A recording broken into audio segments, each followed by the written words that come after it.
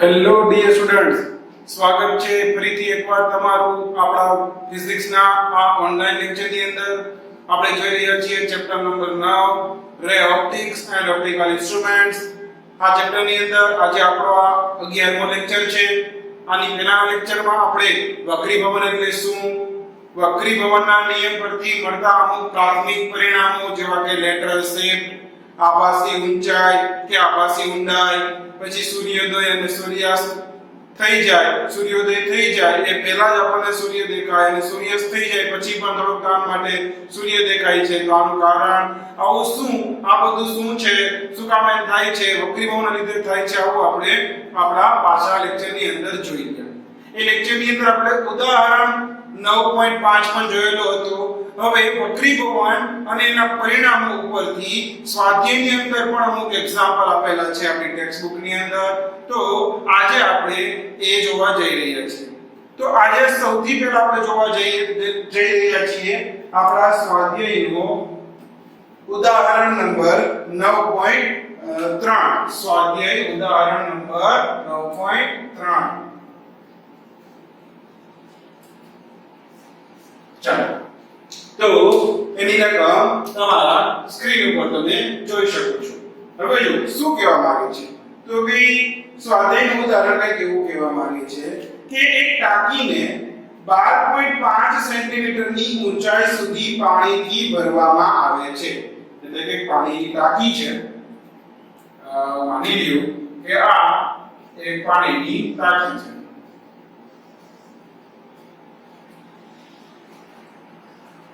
એમાં માની લ્યો કે આ પાણી ભરેલું છે.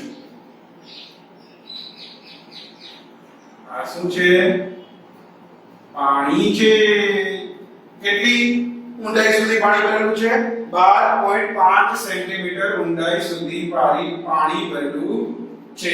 12.5 સેન્ટીમીટરની ઊંડાઈ સુધી પાણી ભરેલું છે. હવે શું કીધું છે? તો કે ટાંકીના તળિયે રહેલી સોયની આભાસી ઊંડાઈ માઇક્રોસ્કોપ વડે માપતા આપણને 9.4 સેન્ટીમીટર મળે છે. પાણીના તળિયે એક સોય રાખેલી છે. માની લો કે આ એક આપણી સોય પાણીના તળિયે આપણે રાખેલી છે, બરાબર?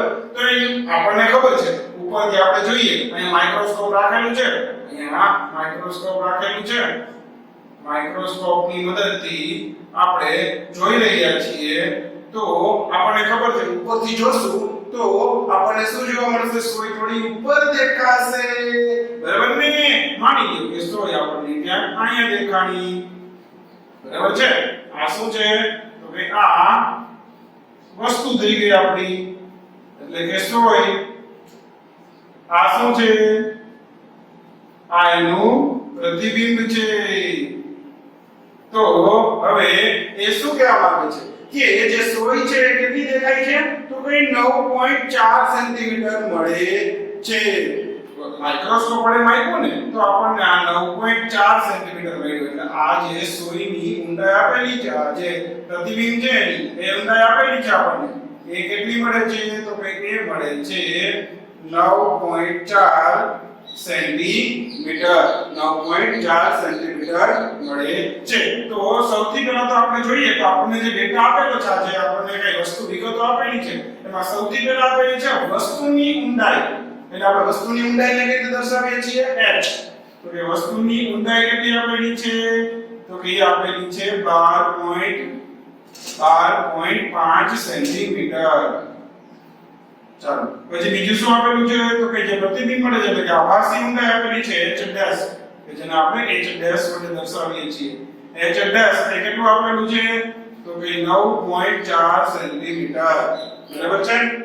ચાલો, હવે આગળ શું કહે છે?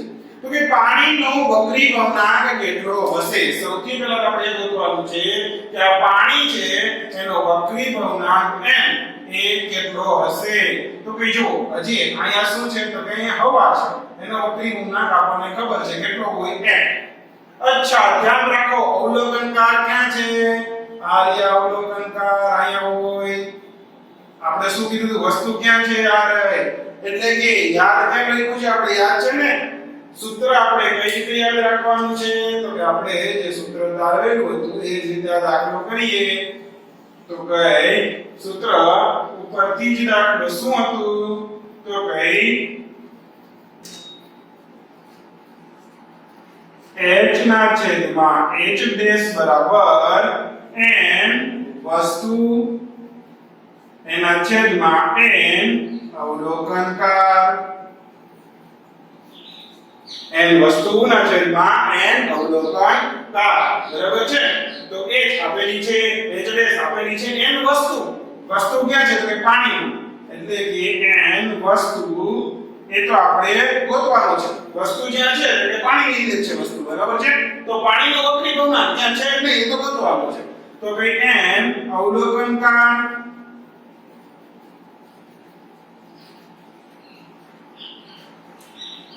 n અવલોકનકાર તો કે n અવલોકનકાર ક્યાંથી હોય છે તો કે હવામાંથી તો હવાનો વક્રી ભવનાંક આપેલો નથી પણ આપણે ધારી શકીએ 1 બરાબર છે તો 1 લઈ શકીએ તો હવે આ સૂત્રની અંદર જો આપણે કિંમત મૂકી દઈએ તો જોઈએ આપણે શું મળે છે h કેટલું આપેલું છે તો કે 12.5 એના છેદમાં h ડેશ કેટલું આપેલું છે તો કે 9.4 બરાબર n વસ્તુ એ તો ગોતવાનું છે સર ચાલો તો કાઈ વાંધો નહીં એના છેદમાં n અવલોકનકાર તો કે આપેલું છે 1 તો આ વસ્તુ બરાબર શું થાય n વસ્તુ બરાબર n વસ્તુ બરાબર 12.5 એના છેદમાં 9.4 કેલ્ક્યુલેટરમાં કરી જોઈએ કેટલા થાય છે તો કે 12.5 આएगा 9.4 એટલે કે જવાબ આવે છે 1.32978 ઊંચાઈ લગાય તો n વસ્તુ એટલે કે આપણને જે પાણીનું પૂછેલું છે લગભગ આપણે શું લખી શકીએ એને બરાબર 1.33 તો પાણીનો વક્રી ભવનાંક કેટલો થશે પાણીનો વક્રી ભવનાંક 1.33 થશે બરાબર છે ચાલો હવે તો કઈ હજી અહીંયા પૂર્ણ થતું હજી એક વસ્તુ આપણને પૂછેલી છે શું પૂછેલી છે તો કે હજી એવું પૂછેલું છે કે જો 1.63 વક્રી ભવનાંક ધરાવતા પ્રવાહીને પાણીના બદલે કેટલી જ ઊંચાઈએ ભરવામાં આવે તો સોય પર ફરીથી માઇક્રોસ્કોપને કેન્દ્રિત કરવા માટે તેને કેટલા અંતરે ખસેડવું પડે એટલે હવે શું કહે છે કે આ પાણી છે ને પાણી એની બદલે કંઈક એવું બીજું આપણે દ્રવ્ય ભરી દેવાનું છે કે જેનો વક્રી ભવનાંક આપણને હવે એમ કહે છે આ થઈ ગયો આપણો a તો અહીંયા b એવું કહે છે કે હવે જે આ વસ્તુ રાખેલી છે એનો વક્રી ભવનાંક 1.33 નહીં પરંતુ વસ્તુ ને જે વક્રી ભવનાંક છે 1.63 અવલોકન ક્યાંથી જોવે છે તો ભાઈ એ તો ભાઈ હવામાંથી જોવે છે એનો વક્રી ભવનાંક 1 છે પરંતુ આ પાણીની જગ્યાએ કંઈક બીજું દ્રવ્ય ભરી દીધું કે જેનો વક્રી ભવનાંક હવે 1.63 છે તો સીધી વાત છે જોજો જો વક્રી ભવનાંક બદલી જાય તો જે આ ઊંડાઈ આપણને મળતી હતી પ્રતિબિંબની એમાં પણ ફેરફાર થશે કે નહીં હવે આટલી ઊંડાઈ રહેશે નહીં તો હવે એવું પૂછે છે કે તો આમાં હવે જે આ મારે જોવી છે સોયને આ માઇક્રોસ્કોપથી તો માઇક્રોસ્કોપને કેટલું ફેરવવું પડશે તો મને સોય દેખાશે તો જો એના માટે શું કરવું પડે એ ગોતી લ્યો કે હવે સોયનું પ્રતિબિંબ એટલે કે આભાસી જે પ્રતિબિંબ છે આપણને મળે છે એ કેટલું ક્યાં મળે છે એ મળે એના ઉપરથી આપણે ખબર પડે કે ભાઈ કેટલી આપણે માઇક્રોસ્કોપને ફેરવવું પડશે જોઈએ ચાલો એટલે હવે ખરેખર ગોતવાનું શું છે આપણે તો કે આપણને ખબર છે વસ્તુનું જે અંતર છે એટલે કે h છે એ તો કેટલો છે તો કે એ તો એટલો જ રહેશે 12.5 સેન્ટીમીટર પણ ગોતવાનું શું છે તો કે h ડેશ ગોતીને દેવાનું છે તો ગોતીએ h ડેશ તો ફરી પાછું આ સૂત્ર લગાડીએ શું થાય તો કે h ના છેદમાં h ડેશ બરાબર n વસ્તુ એના છેદમાં n અવલોકનકાર બરાબર છે ચાલો n વસ્તુ કેટલું છે 1 એના છેદમાં અવલોકનકાર અચ્છા સોરી n વસ્તુ કેટલું છે હા 1.63 અને અવલોકનકાર કેટલો છે 1 એનો વક્રીકોણના h કેટલું છે h 12.5 એના છેદમાં h ડેશ એ ગોતવાનું છે બરાબર તો h ડેશ ને આપણે આપણો કરતા બનાવીએ બરાબર તો h ડેશ ને આ બાજુ લઈ જાય તો 1.63 જે છે આ બાજુ આવી જશે તો h ડેશ બરાબર શું થઈ જશે તો કે 12.5 એના છેદમાં 1.63 કરીએ ફરી પાછું કેલ્ક્યુલેટરમાં 12.5 એને ભાગ્યા 1.63 જવાબ આવ્યો 7.6687 એવો કે જવાબ શું મળે છે આપણને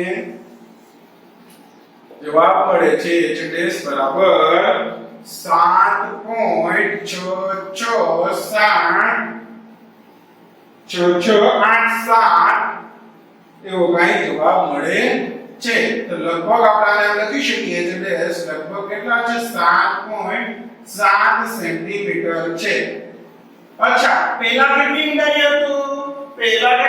હતું તો 9.4 સેન્ટીમીટર હવે કેટલી ઊંડાઈ છે 7.4 હવે મને શું પૂછવામાં આવ્યું છે મને એ નથી પૂછ્યું કે કેટલી ઊંડાઈ છે નહીં મને એ પૂછ્યું છે કે આટલી ઊંડાઈ આપણને સોય દેખાય છે બરાબર માઇક્રોસ્કોપ થી મારે જોવું છે તો માઇક્રોસ્કોપ ને મારે કેટલું સ્થાનાંતર અથવા તો કેટલું ફેરવવું પડશે તો કેમ ખબર પડે સીધી વાત છે પહેલા 9.4 હતું ત્યારે માઇક્રોસ્કોપ એ જે આપ્યું એ માઇક્રોસ્કોપ ના પર ગોઠવ્યું હવે આ કેવું થઈ ગયું 7.7 થઈ ગયું હવે કેટલું થોડું વધારે ઉપર આવી ગયું અહીંયા આવી ગયું હવે આ સોય કે અહીં આવી ગયું બરાબર કે નહીં અહીંયા એક આવી ગયું આ કેટલું હશે તો કે આ હશે આપણું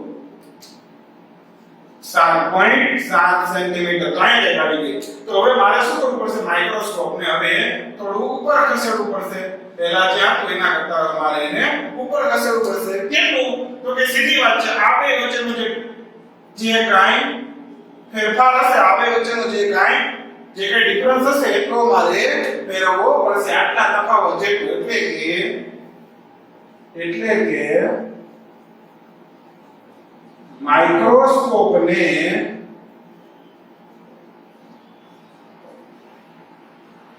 કેટલા હતા પહેલા 9.4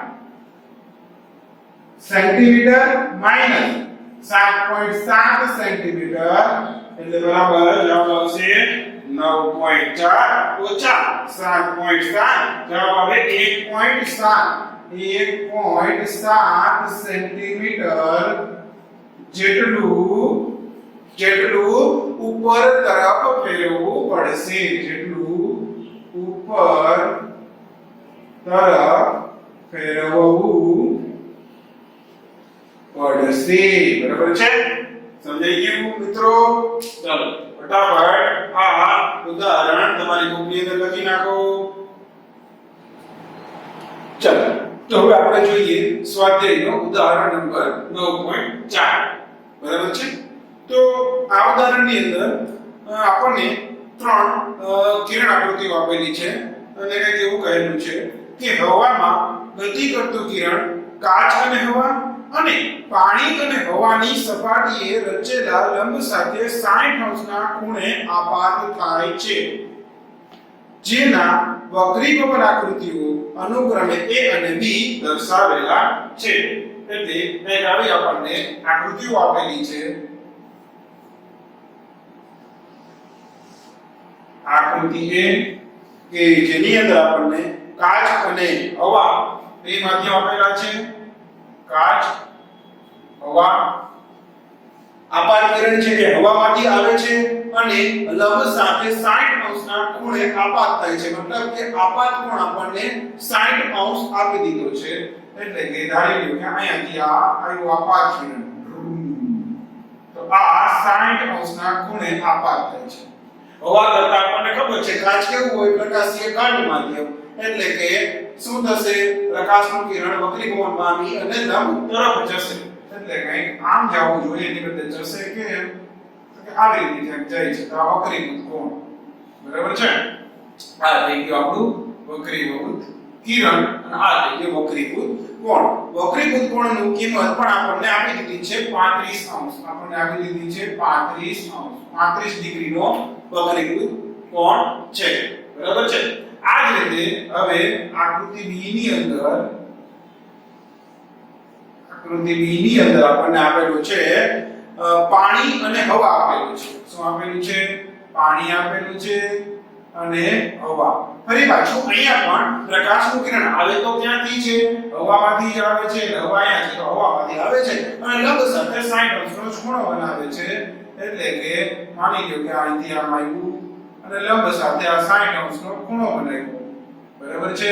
એટલે કે આપાત કોણ અહીંયા પણ આપણો કેટલો છે? 60 અંશનો.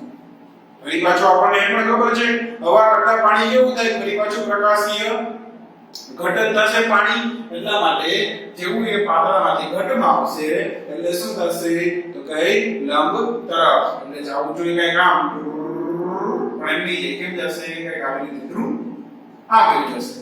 તો આ આપણું આપાત કિરણ, આ વક્રીભૂત કિરણ અને આ વક્રીભૂત કિરણે બનાવેલો ખૂણો જેની કિંમત આપણને કઈક આપેલી છે. અચ્છા, અહીંયા સુધારો કરવાનો છે. આપણી ટેક્સ્ટ બુકમાં આપણને અહીંયા 47 ડિગ્રી આપેલું છે, 47 ડિગ્રી. એની જગ્યાએ ત્યાં 41 ડિગ્રી કરવું પડશે. કેટલા ડિગ્રી અહીંયા કરવું પડશે? 41 ડિગ્રી. ધ્યાન રાખજો તો જ આ દાખલો કરવો શક્ય બનશે. નહીંતર જવાબ છેલ્લે સાચો આવશે નહીં. તો આપણે અહીંયા લઈએ છીએ 41 ડિગ્રી, 41 ડિગ્રી.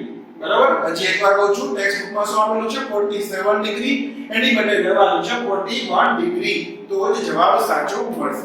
ચાલો પછી શું કહે છે આગળ? તો કે પાણી અને કાચની, એટલે અહીંયા શું હતું? કાચ અને હવા. અહીંયા હતી હવા અને પાણી. હવે એમ કહે છે કાચ અને પાણી. આ બંને સપાટીઓ લઈએ એટલે કે આકૃતિ C પણ એક આપેલી છે.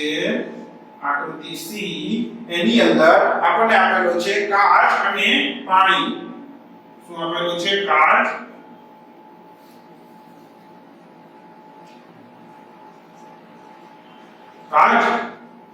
અને પાણી. તો શું કહે છે કે કાચ અને પાણીની આંતર સપાટીએ રચેલા લંબ સાથે પાણીમાં 45 અંશનો આપાત કોણ હોય ત્યારે કાચમાં વક્રીભૂત કોણનું મૂલ્ય શોધો. એટલે કે અહીંયા શું કહે છે? કિરણ ક્યાંથી આવે છે? તો પાણીમાંથી આવે છે અને ઈ કિરણ આ જે લંબ છે આપણો એની સાથે 45 અંશનો ખૂણો બનાવે છે. એટલે કહેવાનો મતલબ એમ કે છે કે આપણું જે આપાત કિરણ છે એ કેટલા અંશના ખૂણે આપાત થાય છે? તો કે 45 અંશના ખૂણે આપાત થાય છે. ચાલો, એટલે આપણો આપાત કોણ થઈ ગયો 45 અંશ. બરાબર છે? અને એ એમ કે છે કે અહીં માધ્યમ બને છે તો વક્રીભવન થતું હશે. તો વક્રીભવન થાય છે, માની લો કે વક્રીભવન થયું તો આ વક્રીભૂત કિરણ, તો આ જે વક્રીભૂત કોણ છે એ કેટલો હશે? આ થીટા બરાબર શું એ આપણે શોધવાનું છે. થીટા કેટલો હશે એ આપણે શોધવાનો છે. તો દાખલો એકદમ સહેલો છે, આમાં કંઈ જ નથી. જો આપણને એક ખબર છે કે હવા હોય, હવા તો એનો વક્રી ગુણાંક કેટલો હોય? તો કે 1 હોય. કાંઈ વાંધો નહીં. હવે કાંઈ નથી કરવાનું. જુઓ અહીંયા આકૃતિ A ની અંદર સ્નેલનો નિયમ લગાડો તો તમને શું મળી જશે? કાચનો વક્રી ગુણાંક મળી જશે. આકૃતિ B માં સ્નેલનો નિયમ લગાડો તો પાણીનો વક્રી ગુણાંક મળી જશે. પછી આકૃતિ C ની અંદર ફરી પાછો સ્નેલનો નિયમ લગાડશું તો હવે આપણને શું મળી જશે? તો કે વક્રીભૂત કોણની કિંમત મળી જશે. તો જોઈએ આપણે દાખલો કેવી રીતે કરીએ છીએ?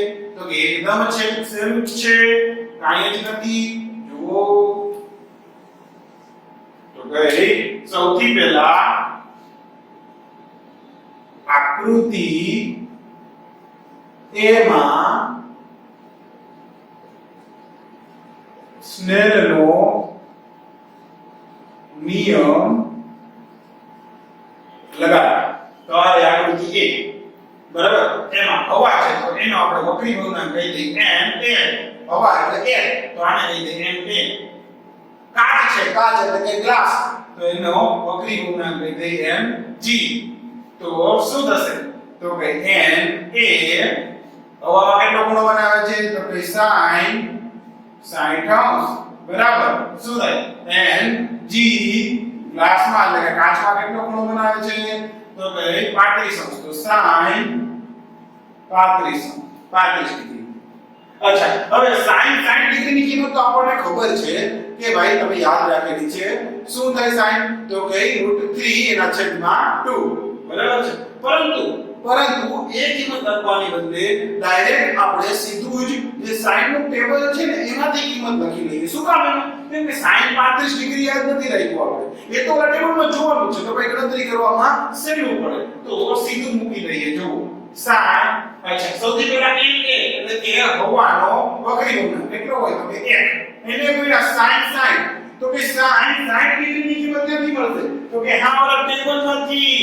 જો આપણને ખબર છે કે sin નું ટેબલ હોય નેચરલ sin, આમ તો તમને જોતા આવડતું જશે ટેબલ, પણ છતાં એમાં કાંઈ જ નથી. જો sin નું નેચરલ sin નું ટેબલ હોય જોઈએ તો એમાં સૌથી પહેલી જે કોલમ હોય ને સૌથી પહેલી ઊભી લાઈન એમાં ડિગ્રી લખેલી હોય 0 1 2 3 4 5 6 7 રીતે ડિગ્રી લખેલી હોય. પછી બીજી જે કોલમ હોય એમાં શું લખેલી? મિનિટ લખેલી છે. એટલે કે 0.1 ડિગ્રી હોય તો એ 1 મિનિટ, પછી 0.1 ડિગ્રી 2 ડિગ્રી 3 ડિગ્રી 4 ડિગ્રી એવી રીતે ડિગ્રી લખેલી છે. બરાબર છે. પછી એવી રીતે આપણને 9 ડિગ્રી સુધી આપેલું છે, 0.9 ડિગ્રી સુધી આપેલું છે, અને પછી મીન ડિફરન્સ આપેલું છે. અચ્છા, અત્યારે મીન ડિફરન્સ એટલે શું? હજી કદાચ વધારે આગળ જવું હોય કે ભાઈ 0. ફોર એક્ઝામ્પલ કોઈ ખૂણો છે 44.45 ડિગ્રી, તો 44.4 ડિગ્રી તો પડી ગઈ. ચાલો પછી હજી 0.05 ડિગ્રી તો કે ડિફરન્સ માંથી જોવું પડે. પણ ઠીક છે, અત્યારે આપણે શું જોવાનું છે? તો કે અત્યારે આપણે sin 60 ડિગ્રીની કિંમત જોઈએ છે. શું કરવાનું? આ sin ના ટેબલમાં જે પેલી ઊભી લાઈન છે એમાં sin ગોતવાનું. ક્યાં છે? તો કે 0 15 20 25 30 35 40. હાલો ઓકે, નથી 50 50 60 આવી ગયું. તો કે sin 60 એમાં સૌથી બાજુની જે બીજી કોલમ હોય, બીજી લાઈન હોય એમાં શું લખેલું? તો કે 0.0 ડિગ્રી માટે. તો બરાબર છે, sin 60 બરાબર, એટલે કે sin 60.0 ડિગ્રી માટે જોઈએ છે. તો તરત જ પેલી જે કિંમત આપેલી હોય 60 ની બાજુમાં લઈ લેવાની. એ કિંમત છે આપણે અહીંયા 0.8660. ધ્યાન રાખજો, 0 પોઈન્ટમાં હશે. કિંમત બધી એ બધા ટેબલમાં જેટલી આપેલી છે એ 0 પોઈન્ટના ફોર્મમાં જ છે. કેમ? તો કે આપણને ખબર છે sin ની કિંમત -1 થી 1 ની વચ્ચે જ હોય. ક્યારે 1 કરતા વધારે ન હોય અને -1 કરતા ઓછી ન હોય. એટલા માટે -1 થી 1 ની વચ્ચે જ હોય. તો આ જે પણ કિંમતો આપેલી છે એ બધી કેવી છે? 0 પોઈન્ટ પછી સમથિંગ છે. ધ્યાન રાખજો. તો 60 ડિગ્રી માટે કિંમત આપેલી છે 0.8660. તો આપણે લખી લઈએ અહીંયા. લખી લઈએ 0.8660. બરાબર. ng તો ગોતવો છે, ખબર નથી. પછી sin 35 તો ફરી પાછા ટેબલમાં જોઈએ. પેલો જે લાઈન છે એમાં 35 ક્યાં છે? તો કે 35 આ 35. ચાલો એમાં 0.0 ડિગ્રી એ શું વેલ્યુ છે? તો કે 35 માં વેલ્યુ છે, કિંમત આવે છે 0.5736 એટલે કે 0.5736. 0.5736 બરાબર છે. આ થઈ ગઈ કિંમત. હવે ગણતરી કરીએ. ચાલો ng છે, ng તો ng ને આપણે કરતા બનાવી લઈએ. તો ng બરાબર શું થાય? તો કે 0.8660 એના છેદમાં 0.5736. જોઈએ કિંમત શું આવે છે? 0.8660 ભાગ્યા 0.5736 એટલે જવાબ આવે છે 1. ng ની કિંમત આપણને મળશે 1.5097. તો આને લગભગ અંદાજે આપણે 1.51 લખી શકીએ. 9 છે તો આપણે એક વધારી દઈએ 1.51. તો આ ગ્લાસનો વક્રી ગુણાંક આપણને મળી ગયો ng. હવે આ જ રીતે આકૃતિ B માં સ્નેલનો નિયમ લગાડતા શું થશે? તો આકૃતિ B આવે. બરાબર છે. તો આકૃતિ B ની અંદર હવા છે. હવા એટલે આપણે શું કીધું? air. તો Na અને પાણી એટલે કે વોટર. તો આને કહીએ NW. તો જોઈએ, ચાલો લગાડીએ. તો કે Na ગુણ્યા a હવામાં કેટલો છે ખૂણો? તો કે 60 બરાબર. NW Na ગુણ્યા વોટરમાં કેટલો છે? તો કે 41 ડિગ્રી. sin 41 બરાબર છે. ચાલો ફરીથી કરીએ. Na હવાનો વક્રી ગુણાંક 1 એને ગુણ્યા 60 sin 60 ડિગ્રી તો સરળ અને ગોતે જ છે પાછળ થોડા ગોતો જશે એટલે કે 0.8660 બરાબર n w એ ગોતવાના છે sin 41 ફરી પાછું જોઈએ ટેબલ ની અંદર આપણા sin ના ટેબલ માં જોઈએ 41 આવ્યું અને 41.0 એ કિંમત છે 0.6561 એટલે કે 0.6561 ફરી પાછું nw જોઈ છે તો nw ને કરતા બનાવીએ અને શું થશે તો 0.8660 એના છેદમાં 0.6561 કરીએ ગણતરી 0.8660 ભાગ્યા 0.6561 જવાબ આવે 1.3199 એટલે કે લગભગ આને લખી શકીએ w બરાબર લગભગ આપણે લખી શકીએ 1.32 લખી શકીએ ચાલો કાઈ વાંધો નહીં સર આપણને અહીંયા ગ્લાસનો અને પાણીનો વોટરનો બંનેનો વક્રી ભ્રમણાંક મળી ગયો છે હવે શું કરવાનું છે તો કે હવે કાઈ નથી કરવાનું ફરી પાછી આકૃતિ C ની અંદર સ્નેલનો નિયમ લગાડતા આકૃતિ C માં સ્નેલનો નિયમ લગાડતા શું થશે તો અહીંયા શું છે કાચ એટલે ગ્લાસ Ng અહીંયા છે પાણી એટલે વોટર NW તો લગાડો Ng એટલે કે ગ્લાસ એની અંદર વક્રીઓના એટલે વક્રી ભૂતકોણ આપેલો છે તો બે કેટલો છે ખબર નહીં સર ગોતવાનો છે તો થીટા લઈ ગયો Ng ગુણ્યા sin થીટા બરાબર NW એમાં ખૂણો કેટલો આપેલો છે 45 NW એને ગુણ્યા sin 45 બરાબર છે કિંમત મૂકો આર્યો 1.51 એને ગુણ્યા sin થીટા ગોતવાનો બરાબર NW ગયો 1.32 એને ગુણ્યા sin 45 ગોતો ચાલો ટેબલ આવી જા ચલો ટેબલ 45 આર્યો 0.7071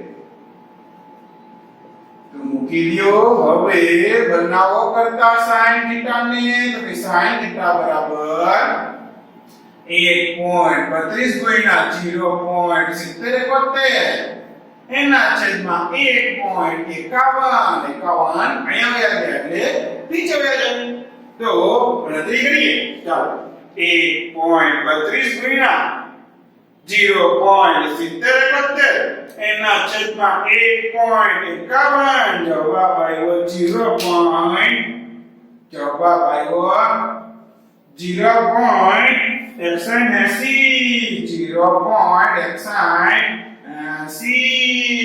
કેટલો આવ્યો 0.81 કાઈ વાંધો નહીં ચાલો તો આપણે ચડીએ હવે આગળ વધીએ ચાલો તો હવે તો કિશોર હવે શું કરવું હવે આપણે જોઈએ છે શું આપણે તો sin થીટા ની કિંમત નથી જોતી આપણે થીટા કેટલો એમાં રસ છે sin થીટા કેટલો એમાં નહીં તો આમાંથી થીટા જોતો હોય તો શું કરવું પડે કે થીટા બરાબર sin ઇન્વર્સ 0.61 તો હવે ફરી પાછું sin નું ટેબલ જોવાનું છે પણ હવે sin ઇન્વર્સ જોઈ છે એટલે ઊંધું ટેબલ જોવાનું અત્યાર સુધી ખૂણો ગોતતા હતા અને એના પ્રમાણે વેલ્યુ છે તે મૂકી દેતા હતા હવે આ વેલ્યુ ગોતશું ટેબલની અંદર અને ખૂણો એના પ્રમાણે જે મળતો હશે એ લખશું એટલે હવે શું કરાય તો કે હવે સૌથી પહેલા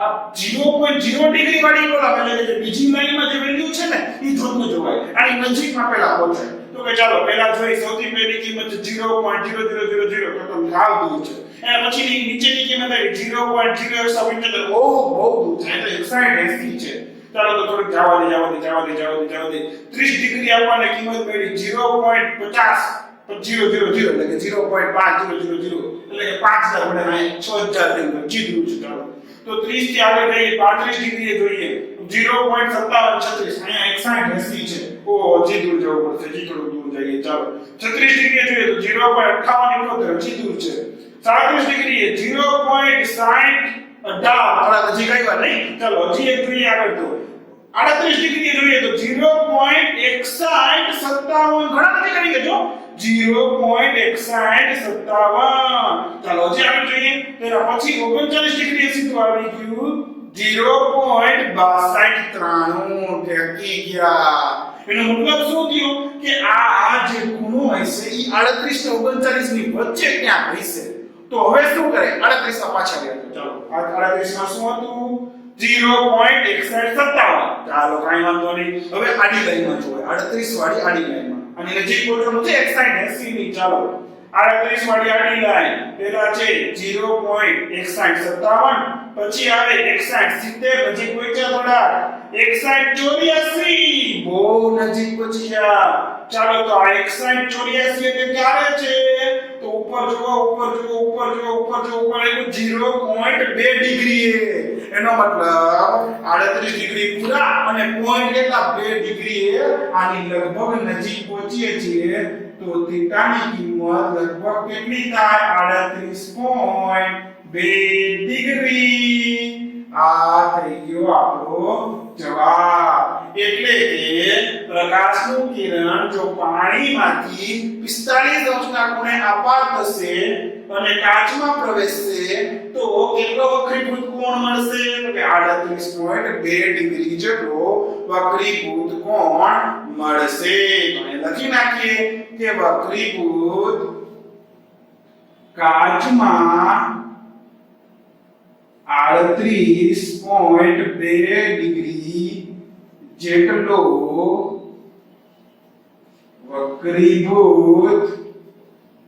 વક્રીભૂત કોણ મળશે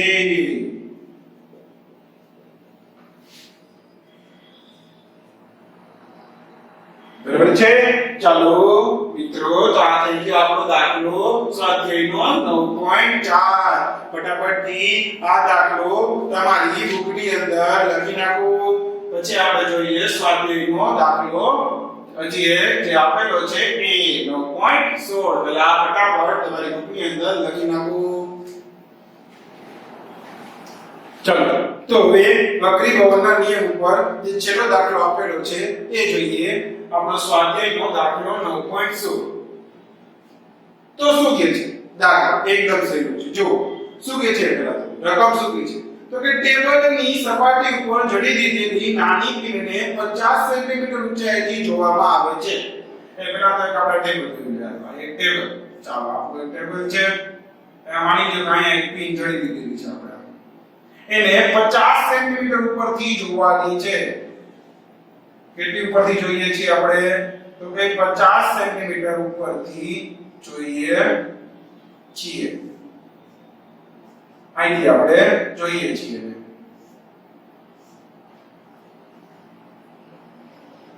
ચલો ડોમેન જેવી આંખો તમારી અહીંથી આપણે જોઈએ છીએ ચાલો અહીંથી જોવે છે તો શું થાય છે ચાલો હવે તો કે જોઈ તો દેખાય તો શું દેખાય ને પણ ના જે રકમ જોવા આપણે શું કહીએ આ બિંદુએ ઉપરના બિંદુથી ટેબલની સપાટીને સમાંતર રાખેલા 15 સેન્ટીમીટર જાડાઈના કાચના સ્લેબમાંથી તેને જોતા પિન કેટલી ઊંચી આવીને દેખાશે હવે આ બિંદુથી જોવાનું છે પણ ટેબલની સપાટીની ઉપર શું કહે છે ટેબલની સપાટીને સમાંતર રાખેલા 15 સેન્ટીમીટર જાડાઈના કાચના સ્લેબ એટલે આ ટેબલની સપાટીની ઉપર એક કાચનો આ સ્લેબ રાખી દીધેલ છે કે જેની જાડાઈ આપણને આપી દીધી છે કેટલી છે આની જાડાઈ તો કે આની જાડાઈ છે 15 સેન્ટીમીટર શું છે આ કાચનો સ્લેબ છે બરાબર હવે અહીંથી જોવાનું છે તો આપણને બીજું એ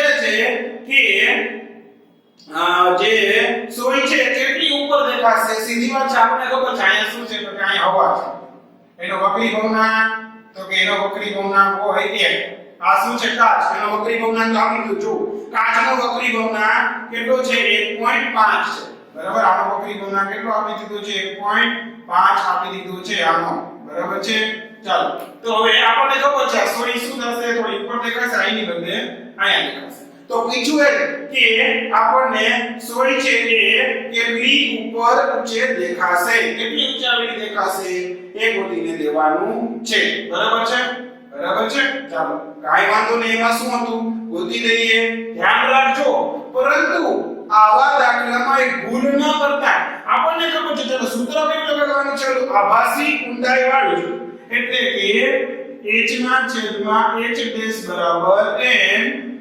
वस्तु एना छेदમાં n अवलोकन का